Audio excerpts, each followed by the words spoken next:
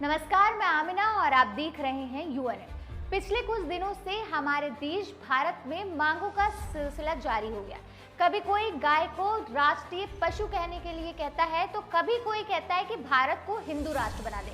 यहाँ तक कि हिंदू राष्ट्र बनाए जाने पर यह भी कहा जाता है कि अगर भारत को हिंदू राष्ट्र नहीं बनाया गया तो मैं जल समाधि देकर नदी में डूब जाऊंगा या फिर चुल्लू भर पानी में ही मर जाऊंगा। अब आप समझ ही गए होंगे कि मैं किसकी बात कर रही हूँ। जी हाँ, आज 2 अक्टूबर है और 12 भी बज चुके हैं, लेकिन अयोध्या के परमहंस जगत गुरु जो थे परमहंस, उनका अभी भी कोई अता पता नहीं है।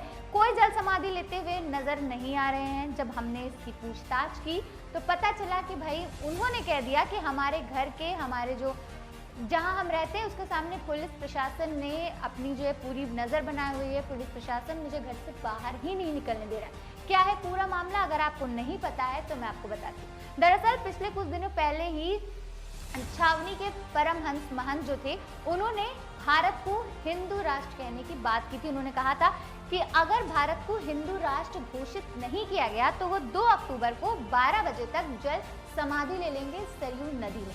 लेकिन आज 12 भी बज चुका है, 2 अक्टूबर भी हो गया है, उनका अभी तक कोई पता नहीं है। इसके साथ साथ उन्होंने जो वहाँ पर धर्म संसद का जो शिविर चल रहा था जिसमें बात की जा रही थी, तो उन्होंने इसमें ये भी कहा था कि 84 कोस दूर मंदिर या धार्मिक स्थल के पास मीट मछली जो बिकती है वो ना बिके। इसके साथ साथ उन्होंने कहा कि जो है मंदिर में आर्थिक स्थिति मंदिर की ठीक नहीं है, उसकी वजह से 1 लाख रुपए जो वहाँ के महंत हैं, पंडित हैं, उनको मानदेय के रूप में दिया जाए।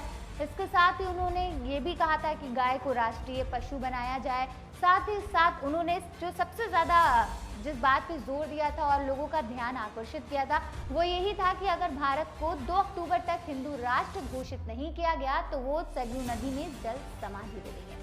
आज 2 अक्टूबर आया, 12 बजा, सबको इसी का इंतजार था कि क्या जगत गुरु परमहंस जल समाधि लेंगे, जिसकी वजह से हमारे जैसे बहुत से और रिपोर्टर उनके घरों के सामने जाकर खड़े हो गए।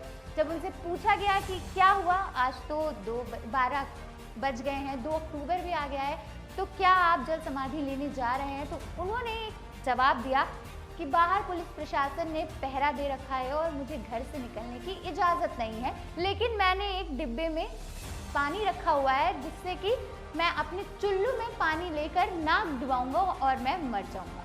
तो मतलब ये कैसे हो सकता है कि चुल्लू भर पानी में, हम कहावत सुना करते थे कि चुल्लू भर पानी में मर जाएंगे, तो उन्होंने एक एग्जाम्पल दिया कि पानी रखेंगे और नाक उसमें डालेंगे और मर जाएंगे। लेकिन ऐसा कुछ हुआ नहीं और अभी भी उनकी मांग जो है चल रही। उन्होंने कहा कि अगर कोई प्रतिनिधि या कोई नेता भी आके मुझे ये संभावना देता है कि हाँ हम आपकी मांग को उठाएंगे या कुछ, तो मैं नहीं करूँगा। लेकिन मैं आपको बता दूं, ना किसी नेता की इस पर प्रतिक्रिया आई थी और ना ही किसी महंत की या फिर प्रधानमंत्री नरेंद्र मोदी की कोई भी ऐसी प्रतिक्रिया नहीं आई, जिसके बाद उनका जो भी कह सकते हैं आप, लाइमलाइट में आना चाह रहे थे या अपने वादों से मुकरना चाह रहे हैं, ये क्या था वो तो नहीं पता, लेकिन उनकी कोई भी ऐसी मांगों को पूरा नहीं किया गया। और अभी तक जिनको न्यूज़ में आप देख ही रहे होंगे कि ना उन्होंने कोई जल समाधि ली है, ना ही वो चुल्लू भर पानी में डूब के मरे हैं।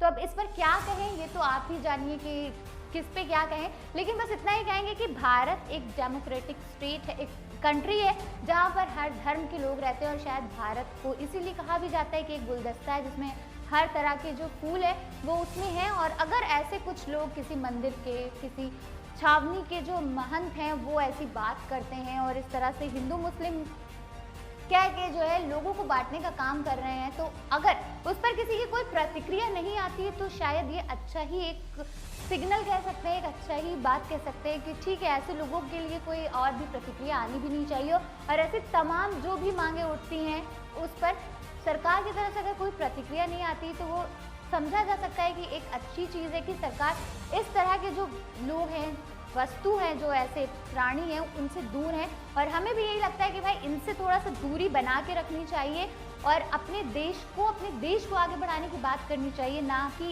एक धर्म विशेष की बात करनी चाहिए।